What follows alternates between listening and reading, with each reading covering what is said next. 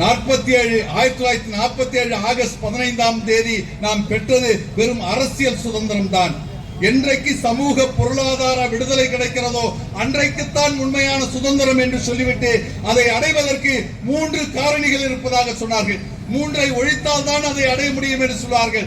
ஒன்று என்னன்னு சொன்னால் யூனிஃபார்ம் டிஸ்ட்ரிபியூஷன் ஆஃப் வெல்த், எல்லா இடத்திலும் பொருளாதாரம் சமமாக இருக்க வேண்டும் என்பது ஒன்று. இன்னொன்று அபாலிஷன் ஆஃப் காஸ்ட் பேரியர்ஸ், ஜாதி சமய பாகுபாடுகள் இருக்கக்கூடாது என்பது 2. மூன்றாவது டிஸ்ட்ரக்ஷன் ஆஃப் சோசியல் இன்இக்வாலிட்டி, சமத்துவமின்மை இருக்கிறது, அந்த அவைகள்லாம் களையப்பட்டால் தான் உண்மையான சமூக பொருளாதார சுதந்திரம் அடைய முடியும் என்று சொன்னார்கள். அதை நோக்கி நாம் போய்கொண்டிருக்கிறோமா என்று சொன்னால் இன்னும் பார்பாரிக்கு இரா என்கின்ற அந்த காட்டுமிராண்டி காலத்தை நோக்கித்தான் நாம் பயணித்துக் கொண்டிருக்கிறோம். இருக்கின்ற சட்டங்கள் எல்லாம் அவருடைய அரசியல் எதிரிகளை பழிவாங்குவதற்குத்தான் பயன்படுத்திக் கொண்டிருக்கிறார்கள்.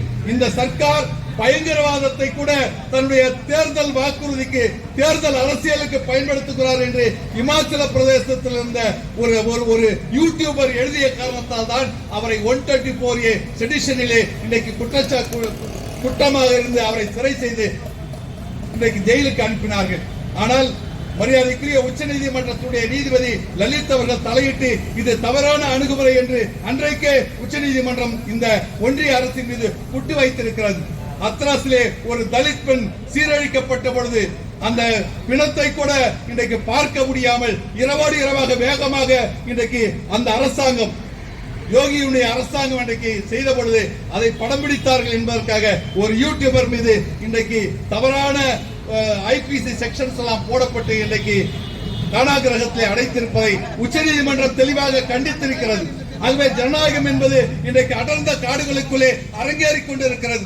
2016 நவம்பர் 8ஆம் தேதி இரவு 8 மணிக்கு வானொலியிலே வந்து எந்த நாடாளுமன்றத்திலும் சொல்லாமல், யாருக்கும் தெரியாமல், நிதி அமைச்சகத்தையே தெரியாமல் டிமானிட்டைசேஷன் கொண்டு வந்த பொழுது நீதிமன்ற ஜனநாயகம், நாடாளுமன்ற ஜனநாயகம் என்கின்ற தூண் அன்றைக்கே அடித்து நொறுக்கப்பட்டு விட்டது. சிபிஐ இயக்குநராக இருந்த அலோக் வர்மாவை இரவோடு இரவாக இன்றைக்கு மடைமாற்றம் செய்துவிட்டு அங்கே டெல்லி போலீஸை கொண்டு வந்து காவல் நிறுத்திய பொழுது எக்ஸிகியூட்டிவ் நிர்வாகம் என்கின்ற அந்த ஜனநாயக தூண் அடித்து உடைத்து நொறுக்கப்பட்டது. 2018 ஜனவரி மாதம் 12ஆம் தேதி இந்திய நீதிமன்ற வரலாற்றிலே முதலாக சலமேஸ்வர் உள்ளிட்ட நீதிபதிகள் 4 நீதிபதிகள் தெருவிற்கு வந்து இன்றைக்கு உச்ச நீதிமன்றம் என்பது வெளியிலே இருந்து யாரோ சிலரால் ரிமோட் கண்ட்ரோல் மூலம் இயக்கப்படுகிறது என்று என்றைக்கு பேட்டி கொடுத்தார்களோ அன்றைக்கு நீதிமன்ற ஜனநாயகம் என்கின்ற 3வது தூண் உடைக்கப்பட்டு விட்டது. இறுதியாக நான் சொன்னேனே 2015ஆம் ஆண்டு அசோக் சிங்கால் வழக்கிலே இன்றைக்கு ஐடி ஆக்ட் 2000 இருக்கின்ற 66A என்கின்ற சரத்து இந்த ஆட்சியாளர்களால் தவறாக பயன்படுத்தப்படுகிறது என்று சொல்லி அந்த என்றைக்கு ஸ்ட்ரக் டவுன் செய்தார்களோ அன்றைக்கே பேச்சுரிமை என்கின்ற 4வது தூண் அடித்து நொறுக்கப்பட்ட நிலையிலே தான் இந்திய ஜனநாயகம் இன்றைக்கு கேலி பொருளாக இருக்கிறது. உலகத்திலே மிகப்பெரிய ஜனநாயக நாடு என்று நாம் பீட்டிக் கொண்டிருக்கிறோம். ஆகவே இவற்றை எல்லாம் ஒடுக்க வேண்டும் என்று சொன்னால் போராட்டம் இல்லாமல் யாராட்டமும் செல்லாது என்கின்ற வகையிலே போராடித்தான் ஆக வேண்டும் என்கின்ற அந்த நிலைமையிலே வெட்டாமல் காடுகளை திருத்த முடியாது, முட்டாமல் கன்று பசு பால் குடிக்க முடியாது, தட்டாமல் மிருதங்கத்தை வாசிக்க முடியாது, விதைக்காமல் விதை நெல்லை அள்ள முடியாது, மூழ்காமல் கடல் முத்தை அள்ள முடியாது.